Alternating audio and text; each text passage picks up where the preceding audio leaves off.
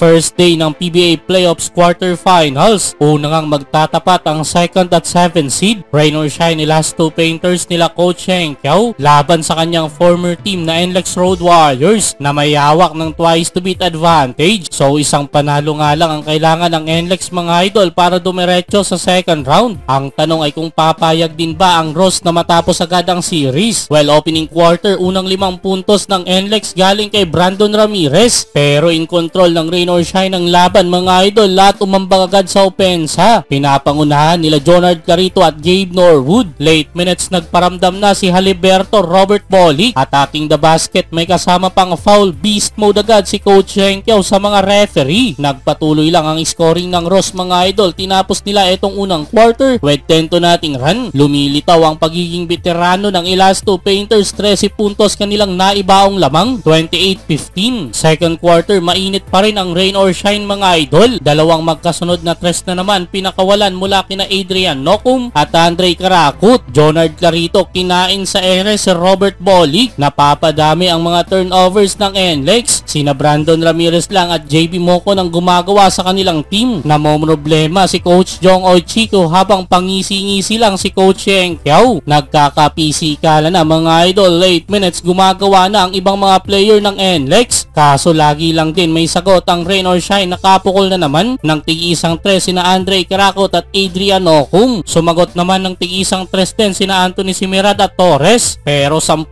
pa rin lamang ng Ross. End of second quarter, 47-37. Entering third quarter, uminit si Cyrus Torres para sa NLEX Road Warriors. Kumana ng 9 straight points mga idol, including itong 4-point shot. Nasa rhythm na ang opensa ng NLEX mga idol. Nagsimula na ding uminit si Robert Bolick hanggang sa nakuha na nila ang lead under 6 minutes mula sa tres na ito ni Cyrus Torres. 61-60. Unang lamang yan ng Road Warriors. Umaapoy ang kamay ni Torres mga idol. Nagkasagutan ng opensa sa dulo pero bumaliktad na ang laban. NLEX na ang mayawak ng 4-point lead. End of third quarter, 73-69. Fourth quarter, umabot na 8 puntos lamang ng NLEX, 77-69. Tumulong na din dyan si Kevin Alas, Pinoy Step, dali si Gian Mamuyak. Pero grabing counter ginawa ng rain or shine ni last two painters. 10 to nothing run mga idol. Tig 5 points dyan sina Jonard Carito at Leonard Santillan para kunin muli ang lamang 79-77. Grabing puso ginagawa ni Clarito para sa Ross. Dikdika na ang laban sa dulo. Wala nang 2